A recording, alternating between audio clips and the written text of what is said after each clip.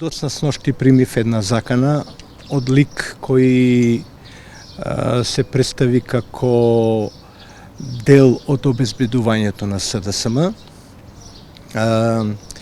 Јавно на Фејсбук побарав лидерот на партијата да се изјаснат во врска со таа закана и се најавив, можеби малку непристојно, се најавив како гостин во партијата Сабале да расчистам да го расчистам за што станува збор од луѓето од секторот за комуникации.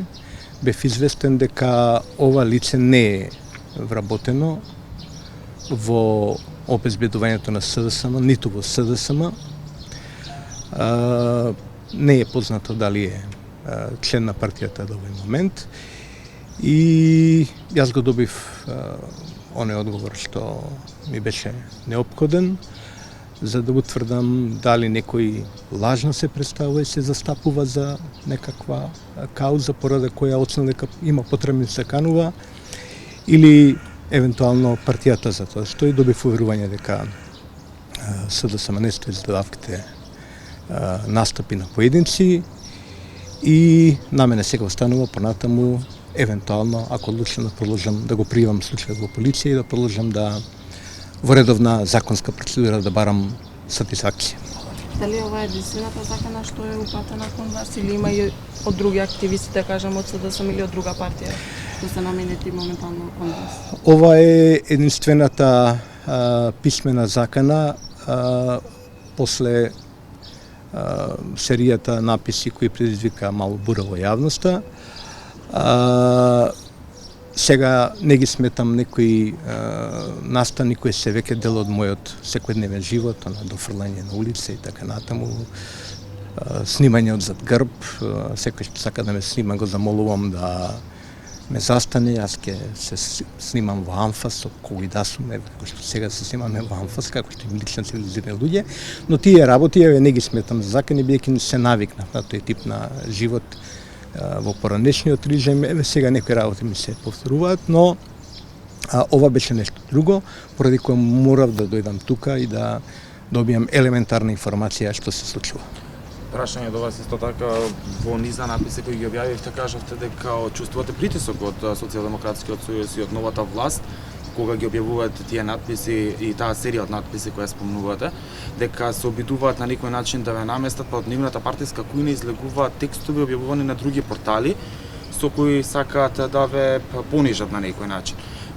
Дали разговаравте околу тоа, дали ви кажа што се случува, дали од нивната партиска кујна или од друго место? Во моите написи зборувам за реакции и за напади, атаци јавни врз мене од страна на штабови, на групи на луѓе кои се застапуваат, односно се представуваат дека настапуваат во име на СДСМ и на владата. Разбирлива е вознемиреноста на одредени кругови, бидејќи пишувам за настани на еден специфичен начин, единствено можен во овој момент за жал, кој открива нешто што сите ние го знаеме, што е јавна тајна во Македонија, но јас не можам да кажам дека ниту владата, ниту СДСМ официјално, формално стојат за таквите написи. Поверојатно дека е по принципот што сега функционираше, дека има луѓе кои едноставно си земаат слобода, обврска, мисија или што и да е, да ја бранат владата и да ги бранат владата и СДСМ од мене, од другите критичари на власта, на начин што е непристоен и на начин што објективно и на владата и на СДСМ им нанесува штета. Мене ми е жал што е така, но тоа е надвор од мојата контрола.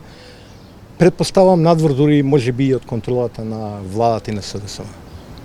Во време на ВМРО вие основавте весник, а во ова време, во време на новата власт, поднесовте оставка опозицијата главно Дора Миловиќ и Слободан Печок.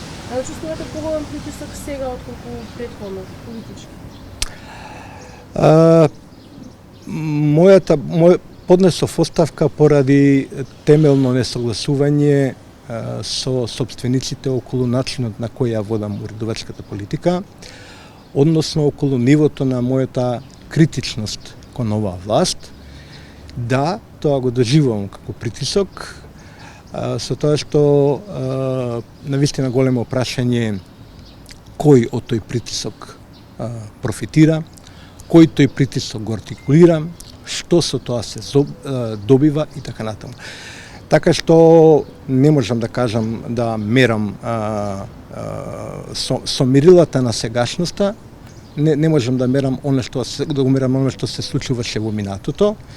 Нам на сите ни беше ветено и сите се боревме, јас сум еден од борците за таа кауза, ни беше ветено дека во овој период сега, кога ќе имаме нова власт, а ние живееме веќе 2 години во таа власт, ќе има нулта толеранција за било каква агресија, за било какво насилство или притисоци кон новинарите, и тоа е еден многу повисок стандард, што јас сакам да го доживеам и да го видам во практиката, и апсолутно би било некоректно и неприфатливо од мене да тој нов стандард што сега го живееме, би требало да го живееме, а јас за жал се соочувам со такви некакви непријатности, да го споредувам со она време.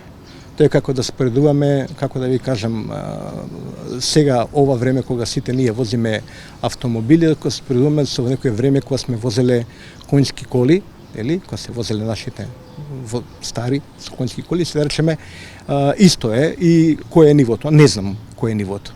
Нас беше прометено нулта толеранција за било каков притисок врз новинарите, и јас очекувам тоа да го видам во праксата. И се борам за тоа. Може да заклучиме според вашето? Ако го има, јас не го доживувам. Може би е мој проблем, не знам.